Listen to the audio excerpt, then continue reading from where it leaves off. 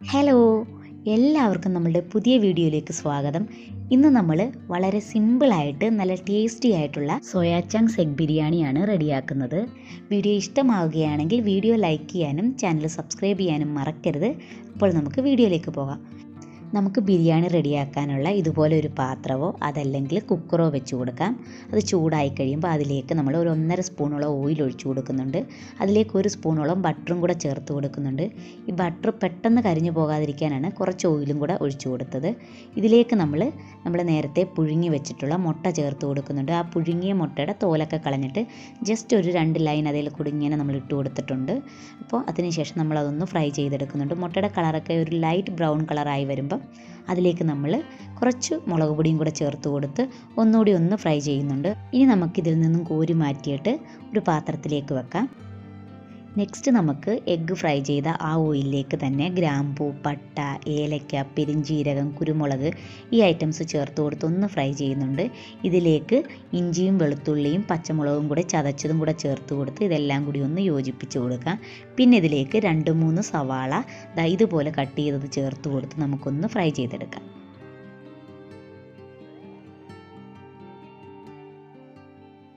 ഇതിനാവശ്യമുള്ള ഉപ്പൂടെ ചേർത്ത് ഇതെല്ലാം കൂടി നമുക്ക് നന്നായിട്ടൊന്ന് വഴറ്റിയെടുക്കാം.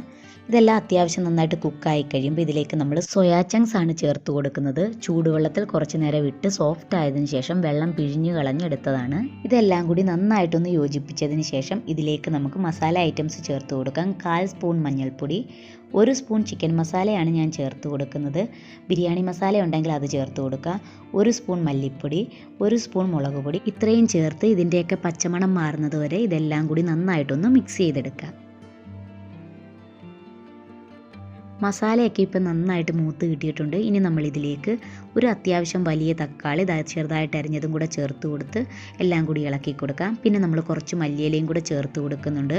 അതും എല്ലാം കൂടി ഒരുമിച്ച് യോജിപ്പിച്ചെടുത്തതിന് ശേഷം ഇതിലേക്ക് നമ്മൾ ഒരു 2 സ്പൂണോളം ലെമൺ ജ്യൂസ് ഒഴിച്ചു കൊടുക്കുന്നുണ്ട്.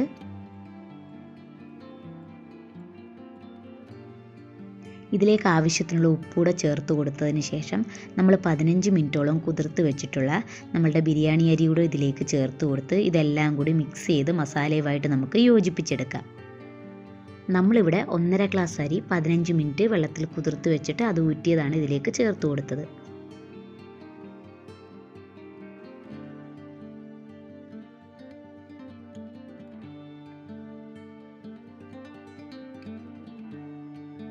നമ്മുടെ റൈസുമായിട്ട് മസാലയൊക്കെ നന്നായിട്ട് മിക്സായിട്ട് കിട്ടിയിട്ടുണ്ട്. ഇനി നമുക്കിതിലേക്ക് വെള്ളം ചേർത്ത് കൊടുക്കാം. 1 ഗ്ലാസ് അരിക്ക് 2 ഗ്ലാസ് വെള്ളം എന്ന അളവിലാണ് ചേർത്ത് കൊടുക്കേണ്ടത്. അപ്പോൾ 1.5 ഗ്ലാസ് അരിക്ക് നമ്മൾ 3 ഗ്ലാസ് വെള്ളമാണ് ചേർത്ത് കൊടുക്കുന്നത്. നേരത്തെ നമ്മൾ ഇതിലേക്ക് ഉപ്പ് ചേർത്ത് കൊടുത്തെങ്കിലും ഇപ്പം നമ്മൾ അരിയും വെള്ളമൊക്കെ ചേർത്തതിന് ശേഷം ഉപ്പ് കുറവുണ്ടെങ്കിൽ ആവശ്യത്തിനുള്ള ഉപ്പ് കൂടെ ചേർത്ത് നമുക്കിതെല്ലാം കൂടി ഒന്നുകൂടി നന്നായിട്ട് മിക്സ് ചെയ്തെടുക്കാം.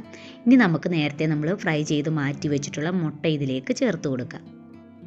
തുടക്കത്തിലേ നമ്മൾ പറഞ്ഞായിരുന്നു ഈ ഒരു രീതിയിൽ നമുക്ക് കുക്കറിൽ ചെയ്യാമെന്ന്. അപ്പോൾ കുക്കറിൽ ചെയ്തവരാണെങ്കിൽ ഈ ഒരു ടൈമിൽ നമ്മൾ കുക്കർ അടച്ചതിന് ശേഷം കുക്കറിൽ ഒരു വിസിൽ വന്നതിന് ശേഷം രണ്ടാമത്തതിൽ ഫുൾ എയർ ആയിട്ട് അത് അടിക്കുന്നതിന് മുമ്പായിട്ട് നമ്മൾ ഫ്ലെയിം ഓഫ് ചെയ്യുക. അതിനുശേഷം അതിൻ്റെ എയർ ഫുള്ള് പോയതിന് ശേഷം നമുക്ക് ഓപ്പൺ ചെയ്യാവുന്നതാണ്. ഇതുപോലെ നമ്മൾ കവർ ചെയ്ത് വെക്കാൻ പറ്റുന്ന പാത്രത്തിലാണ് കുക്ക് ചെയ്യുന്നതെങ്കിൽ ഒരു 15 മിനിറ്റ് നമ്മൾ ലോ ഫ്ലെയിമിൽ വെച്ച് കുക്ക് ചെയ്യുക. അതിനുശേഷം ഇത് ഫ്ലെയിം ഓഫ് ചെയ്തിട്ട് 10 മിനിറ്റിന് ശേഷം മാത്രമേ നമ്മളിത് തുറന്നെടുത്ത് യോജിപ്പിക്കാവുള്ളൂ.